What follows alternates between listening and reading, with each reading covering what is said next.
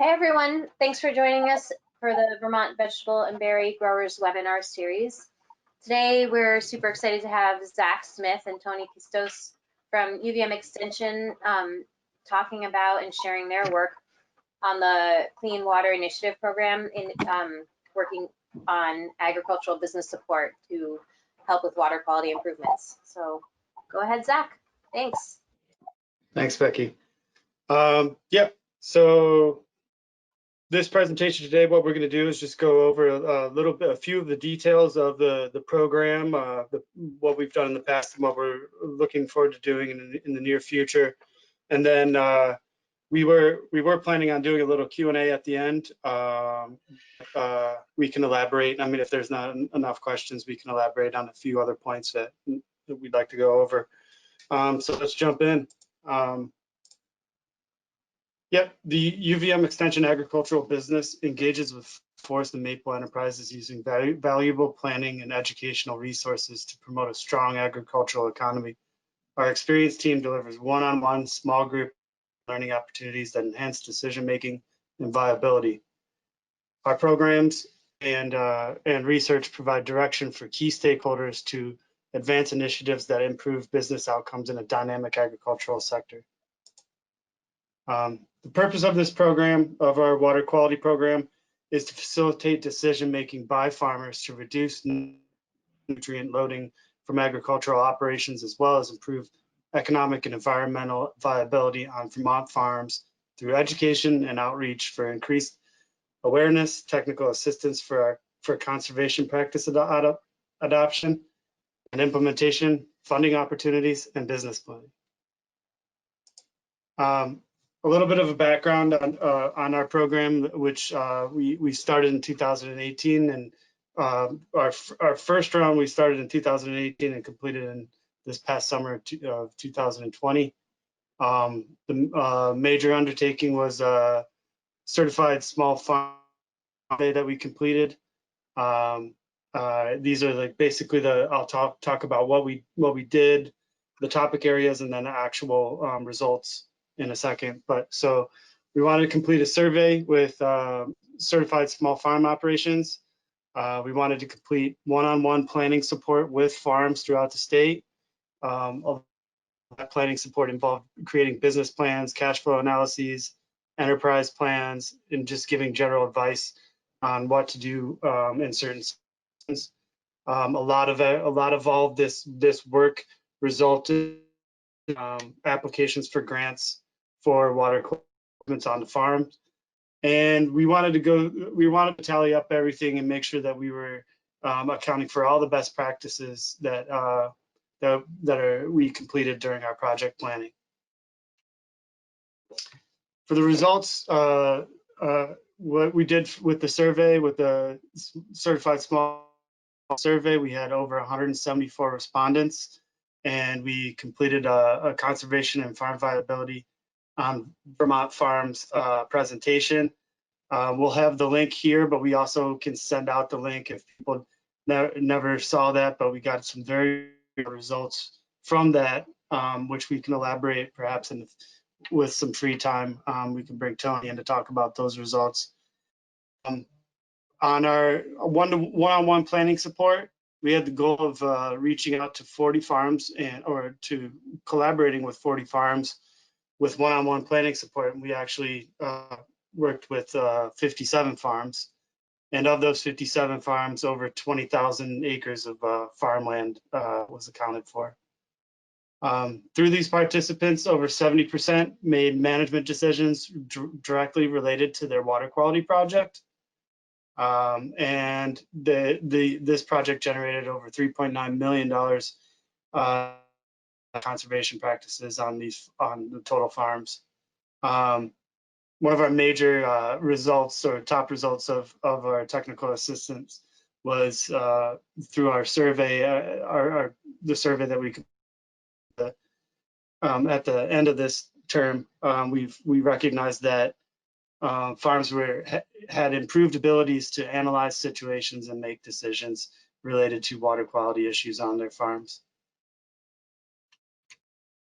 Moving forward for the next 2 years, what we want to do is provide continued business technical assistance and strategic planning, business analysis, conservation investment support through grants and loans, and business succession planning and partner referrals. And another real major point that we're doing here is what we want to do is move beyond. We still plan to work with dairy farms, and we imagine a majority of the people that we'll be working with will be dairy farms, but we are starting to find interest from non-dairy farms. So we want to make that very evident that we want to collaborate with non-dairy farms. We're going to also complete a medium farm operation and large farm operation surveys. We will be conducting workshops and webinars throughout the next 2 years. And a major step forward that we're taking is creating online interactive intake and support mechanisms so that farmers can reach out to us online, go through the application process online if they want, and they can also do a self-assessment tools online. We found this to be, we've done some trials and we're finding it to be really a great tool for us to use to just manage everything as we're working through this program. Another thing, if people aren't able to do online intake forms, they could do it over the phone, and one of us, like Tony or myself, or someone else on our team can actually complete the intake forms for them, and it goes into our CRM program that we're using, and it's proved to be pretty beneficial so far. And what perhaps when we send this back out to everybody, we can provide these links to our best practices for project planning, and also the inquiry forms and the assessment tools. So we wanted to make this a kind of a quick presentation of what we're going for, and we wanted to add some space to answer anybody's questions. But also, you know, we want to make sure that everybody has our emails. But yeah, we were anticipating opening it up for questions around this point. So, and perhaps Tony, if I missed anything, Tony could elaborate on anything that he. Sure, and thanks, Zach. You know, one of the other things that we did when we came up with the idea of putting a project together like this, when the RAPs were passed, the required agricultural practices, of course, were passed in 2016. We had a pilot project that started this whole thing off. It was sort of our first year of funding where we were just kind of testing the waters and to see what sort of interest was out there, and we pretty well got flooded with requests beyond what the grant sort of allowed us to work with. And so we wound up carrying over a bunch of farms from the first year and a half into the 2018 grant cycle that Zach had up there, and then we're able to address them, you know, with the additional funding that we had. So we're moving into our third year. This is our third year of funding, and there's still quite a lot of interest out there in dairyland. We also get a lot of referrals to this particular program from lenders, the Agency of Agriculture, the engineers, and the farm inspectors that they have on the ground come to the farm, and they might see something where it doesn't really rise to the level of a violation, but they'll make the recommendation that the farm business owner get in touch with us so that we can begin that conversation about what needs to be done, what the farm costs are going to be, and just where is that $3.9 million that Zach spoke of earlier. And it really comes in three different forms. NRCS has their EQIP program, and that's a big contributor to getting these projects done. The other would be best management practices dollars at the state. They will contribute an additional $100,000 towards the project. And then bringing all that information and funding back to a lender and say, look, I'm almost there. What do we need to do to finish the funding picture so that this project can be completed? And that's really what, when I start to think about the nuts and bolts and the high level service that we wind up doing, it's just helping a farm coordinate all those parts and players. It can be overwhelming. It's rife with regulation and paperwork, but seems to be that's the best education that we put out there in agricultural business, is to help find ways to get people involved and keep them going. So that'd be about the only thing I would add to the slide presentation that you've got, Zach. Mhm. And we also wanted to elaborate a little bit about what it's like to work with us. Our goals are if a farmer completes an inquiry or contacts us in any way, we want to get back to them within 48 hours.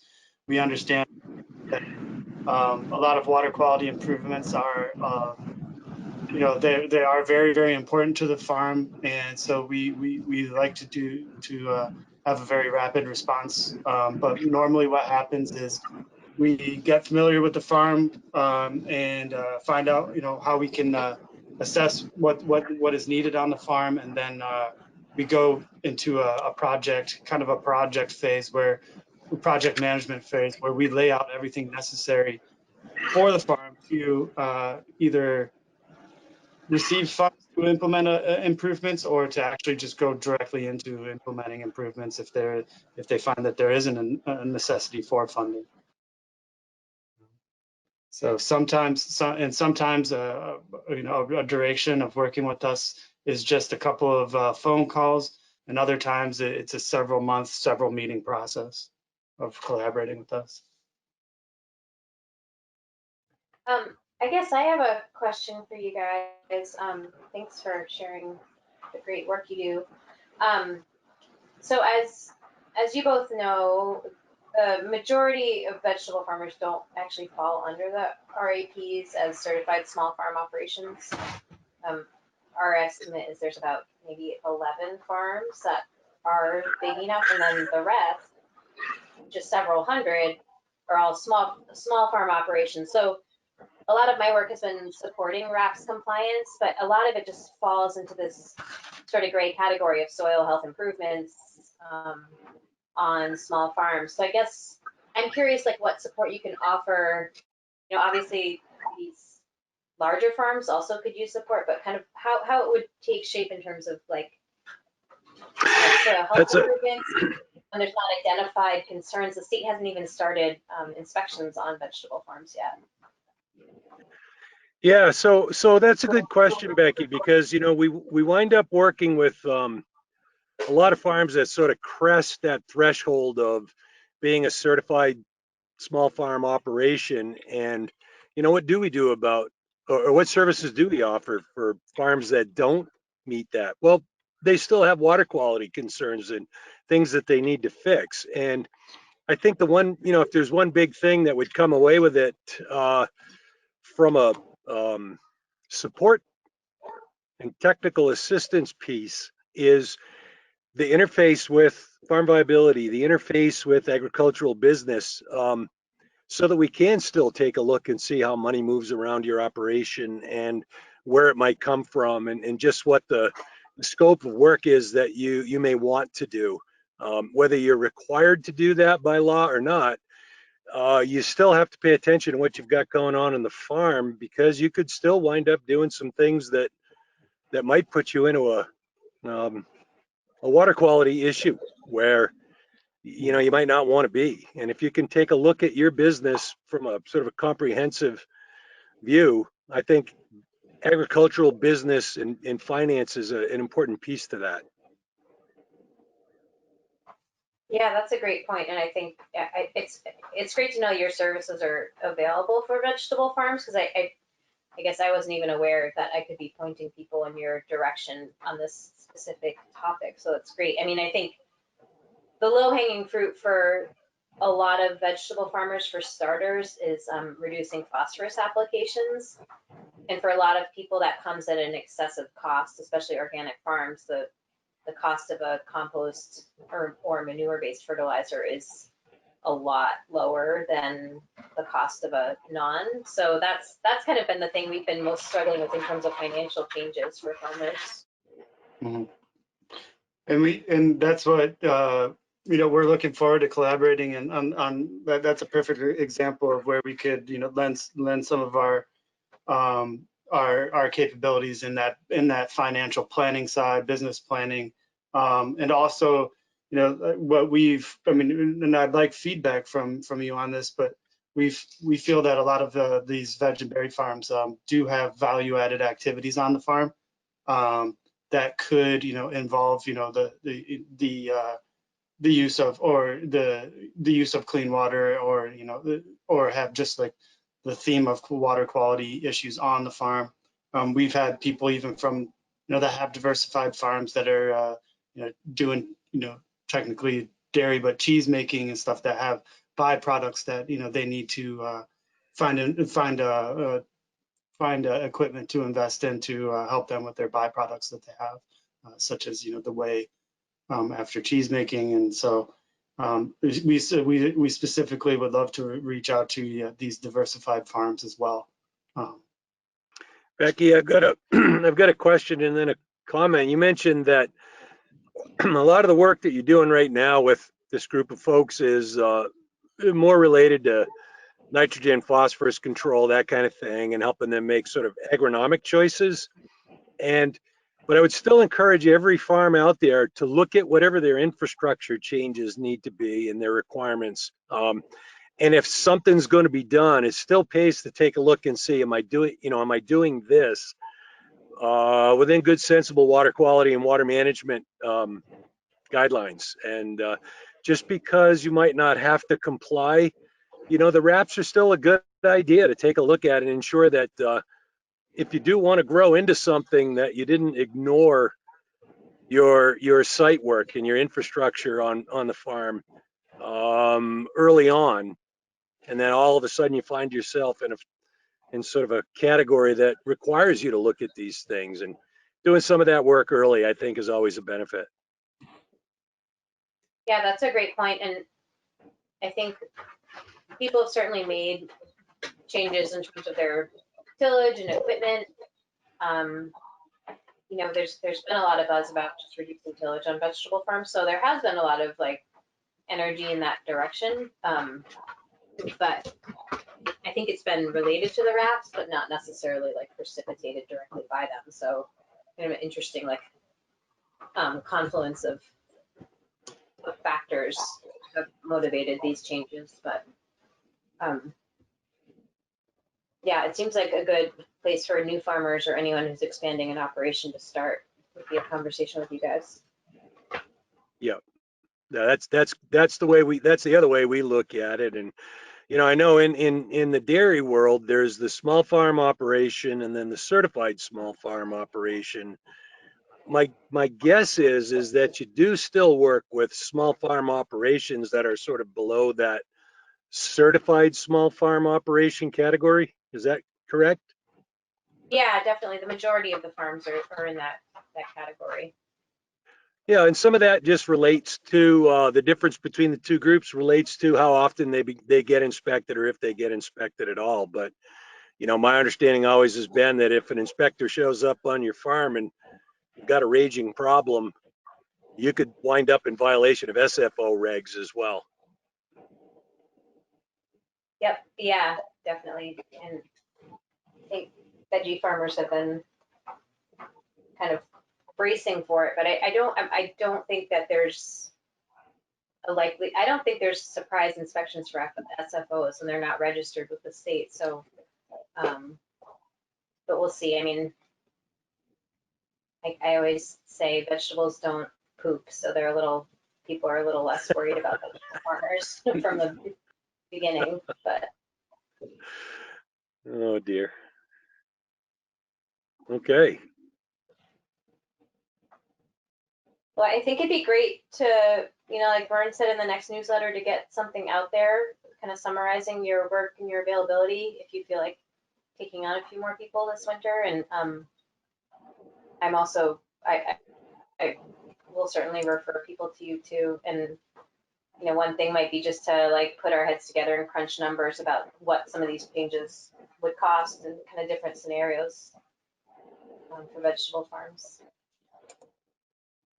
You know, and I was thinking about this a little earlier, Zach, that we could also, you know, I know that this is sort of one medium that y'all use, but if you got anybody who even has a question about, geez, do I need to think about this or not? You know, we certainly would benefit from getting involved in that conversation as well, just so that we not, you know, we're not barking up the wrong tree kind of thing. But you know, I expect there's more out there than we're willing to think about right now, and the more we dig into it, I think the more we will find that agricultural business does have some value.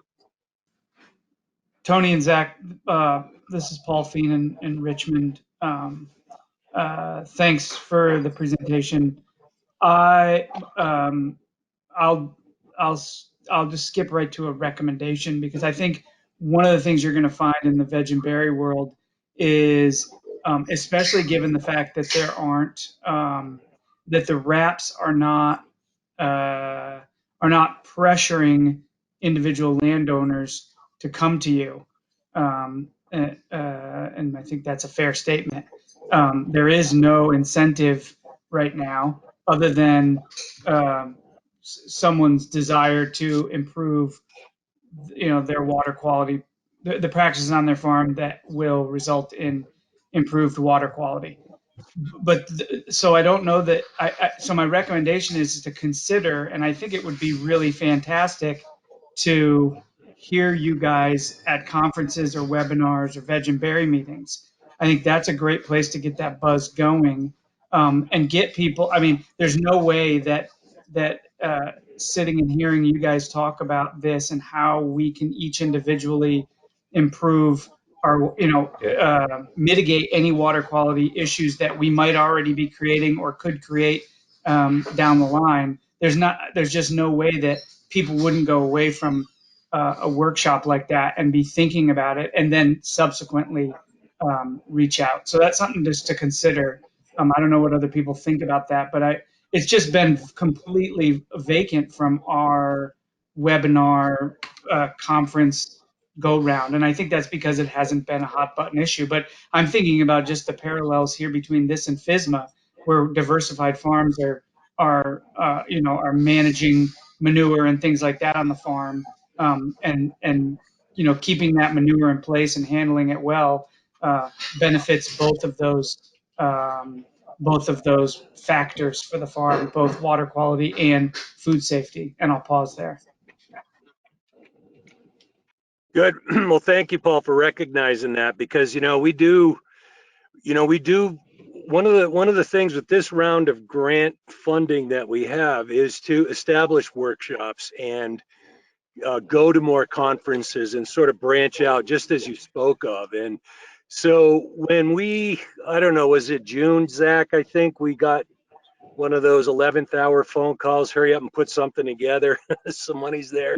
When we did that, we didn't want to just go out and serve 40 more farms one-on-one. We wanted to make sure that, you know, we were putting out the right kinds of webinars and getting engaged in conferences, and maybe having, you know, and I've done this many times before, where you have 5 minutes at the end of someone else's presentation where you put the information out there and you just make yourself available to answer, you know, no such thing as a silly question.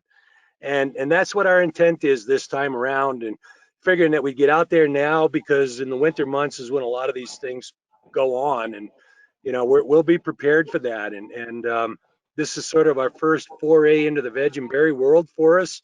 So to hear a comment like that, I really appreciate that. That's good. Yeah, thanks, Paul. That's a great idea. I guess unless you guys have anything else, I will stop recording. And yeah, anything else to comment on? Just the last question, I guess, that I would have of you, Becky, is that, you know, what Paul was speaking of, I translate that directly back into access. We've got to have somehow we've got to have a connection, communication, and some access to when those meetings are, you know, agendas and things like that. Are we in the loop at this point, or what should we do to get in that loop? Yeah, good question. I mean, Zach is pretty in the loop. He's been, I think, involved in most of these webinars, which has been great. And we are putting together the agenda for the winter meeting for Vermont veg and berry growers, but also, you know, I'd say we're a little loose with our our motivation for webinars and meetings. So if you guys have anything to put forward too, we can certainly, you know, host other webinars or whatever. But yeah, the big annual meeting is, I think, January 25th right now, and it'll be virtual, obviously. So we can keep you guys looped into that, and would love to have you talk for a few minutes there.